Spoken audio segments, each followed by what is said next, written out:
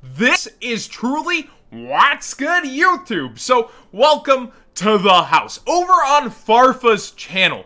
Getting to say that a friend is responsible for an entire set spoiler is freaking amazing. So if you want to go see every single card that is in Duel Devastator, go ahead and check out the video. It will be linked down below. But I'm going to go over the cards that I found more important as reprints and evaluate the product versus its $40 MSRP and current pricing on market. There's a lot of really great reprints that I personally did not expect to see in this product since it was determined a while ago and already probably on the printing press. So Konami paying detailed attention as usual. But I'm also hearing disappointment early on and there's no Phantasme, there's no impermanence. Like, I would love for the high money cards to be reprinted and easily accessible for everybody, but I think Konami also has to take an air of caution when they're printing their own singles and selling them in this fashion. This isn't a structure deck, this is a $40 MSRP product that they are selling as kind of like a starter kit,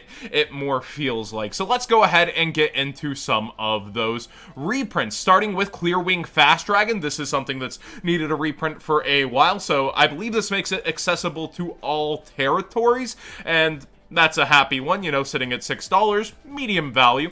We also have There Can Be Only One within the set. This is an awesome hit. We already see it tanking in value immediately as people are just trying to get rid of theirs as fast as possible. Like, this hurts to have because, well, when it's accessible in a guaranteed set, it's going to tank down to $1. If even, for the original version, because there's so many different cards offered by Duel Devastator that have value. So when you have this sealed value box, divvying up the value that's going to be singles because the vendors are going to be getting that box cheaper than 40, probably around $22.50, maybe $25.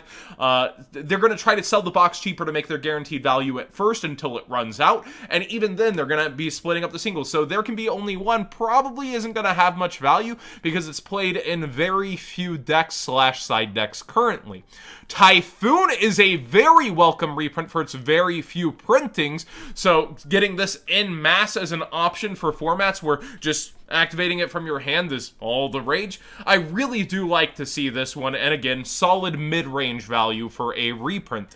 Call by the Grave in Ultra Rare is a little weird this early, but I suppose it fills in the slot of we have Prismatic Secret, we have Super, now we have Ultra. It just feels weird to get stuff like Pankratops, which is also in Duel Devastator, just reprinted again and again, time after time, when we just got ourselves a different version of it. I'd like to sit and enjoy that version, but for those that haven't pulled it out of the Mega Tins, well, here's another holo variant.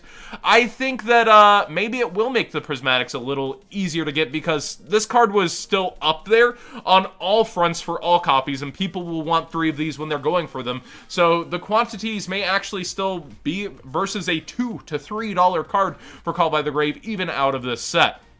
Top Logic Bomber Dragon is in here. This is definitely one of my favorites to see. It recently had a buyout. It's been needing a reprint with the up and coming, you know, well, the Rocket Structure deck that we've already had, but it's gonna get all of its power in Kim when we finally get Striker Dragon. I think that, it's very interesting to see, though, that, this, you know, something that was purposely left out of product ends up in an upcoming one, kind of another piece, but a welcome reprint as well. Gamma Seal is very, very interesting to me. Look at how many different printings of Gamma Seal we have. We have the OP Super, we have the Battles of Legend reprint, yet it maintains being expensive. It is also in Duel Devastator, so this is nice to see. It's a different rarity than we already have for it being ultra rare, and I'm always welcoming to kaijus, if it isn't obvious.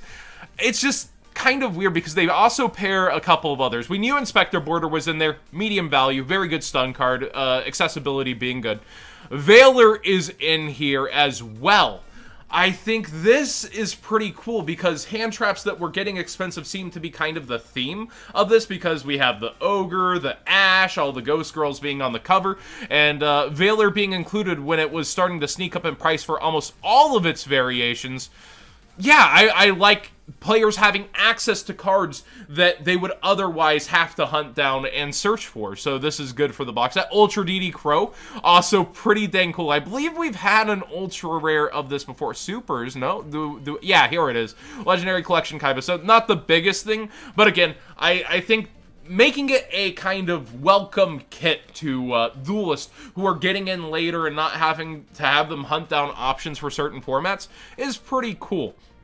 Denko Sekka is what I was leading up to with the Gamma Seal talk, though. I find it odd that these pairings, because these have both been Battles of Legend reprints, end up as reprinted again together. I keep bringing this up as a point when Konami prints new sets that this reprint seems so good, let's do it again. That seems to be a very common kind of theme with Konami. So with Gamma Seal and Denko Sekka ending up together, well, they get reprinted together again. It's very interesting to me. But Denko Sekka went up because of Thunder, despite it having somewhat recent reprints. I think it's a welcome one as well. It wasn't up there too high. It's a good mid-range value. It gets included within this set.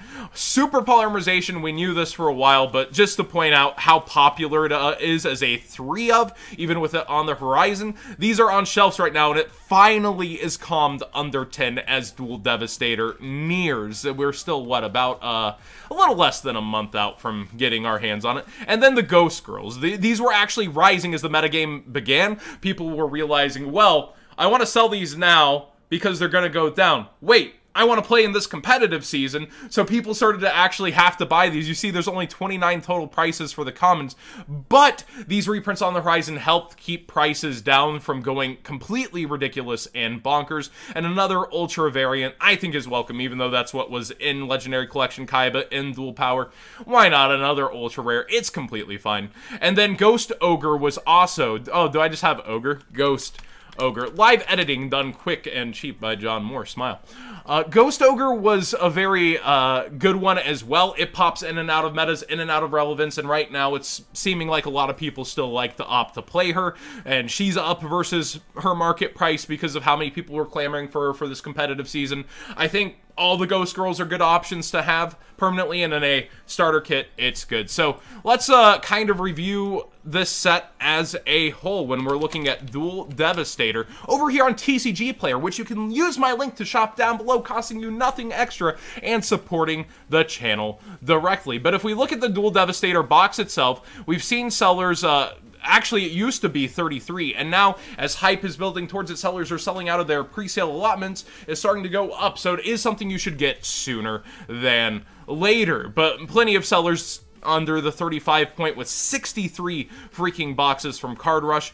This isn't a lot for the total market, though, and I think we will see kind of that $40 MSRP wall for how popular this product will be. A lot of people are going to go for 3 of these sets. We don't know how many Konami has printed or if they'll go with an unlimited print with it ever, but I do think we will see these fly off the shelves despite their MSRP. So I think this is an in-demand product that I would personally suggest pre-ordering. Those disappointed that there's not the high items in there. I've been saying it for a while. Look, Konami's going to use Phantasme, similar to Infinite Impermanence, to sell another set. Infinite Impermanence will likely follow Ash Blossom and how it sold side set after side set before ending up in Structure decks. I think that's Infinite Impermanence's route of its future. It almost has to be, because they're just using the same marketing for their top dollar hand trap card. Phantasme is an amazing card, and there's a reason they left Savage Strike out of the Megatons. Savage Strike just didn't have a ton of in-demand cards, but it's still pretty cool to like see Duel Devastator wrap up in this fashion, to have so many different hits on the market that were actually starting to bubble up, that are more obscure but were options that like came up when Mystic Mine was becoming a thing. I think it's really cool to see staple after staple in here in a starter kit. Now, I'm still not a fan of some of them, such as Pankratops being ultra in here once again when you just did that. I feel like it does devalue some of the past product, which was my original gripe for Duel Devastator. I think I look at Duel Devastator with a very different mind than a lot of people when I see Konami selling singles, and you can have your opinion on that. I'm entitled to my opinion, and we can always talk about it. I'm very open. I've kind of changed to where I do like it as as the ideal of a starter kit, and seeing the full list, I like what they've done. They haven't gone after anything way too expensive and torn it from the market, and they've given a ton of good mid-range values that stack this box up, I imagine, somewhere over like $120 current value of announcement, plus maybe $160. I'd have to do some quick maths, but I'm pretty happy with how it turned out and what they pick and chose. I do see, though, like, we click on the 2018 Megatons, the D value. We know Saryuja's in here as well, which is a whole conversation of will it get hit afterwards, because the no sooner than expires 3 days after Duel Devastator comes out. But look at the value drops. Evenly Matched is actually going up right now. Here's another card reprinted. Like, the value drops from the 2018 Megatons just 1 year later. It's reprint after reprint or ban of these cards, and none of the Megatons really seem to age well, although I hope more so for the 2019 ones with a different rarity approach. Konami's done a really good job with that, and I think it will cause some differences. I just think that Duel Devastator hit the nail on the head a lot better than I expected, and I am personally a fan. But let me know your thoughts. Should it have been the big money cards? Yeah, it doesn't matter what people pay for them. It doesn't matter past value of products that I'm opening. I want it now. I feel like that's somewhat of a selfish mentality, because there are the meta players, and Konami needs to go towards multiple different kinds of bases. A casual base and a competitive base both want access to these cards, but also want value in the money, the hard-earned money they're spending on product. They want their cards to hold value for a certain amount of time. So it's that push and pull and push and pull that Konami has with that. But again, original source, go check out this video. Farfa over here getting the exclusive skinny on the entire set list. There's other cards like Land for Linkus that also get a reprint in here, somewhat important. So there's definitely stuff you want to go check out in here that's not mentioned in the video, and also see an Immortal Destiny box opening as well. Thank you so much for watching.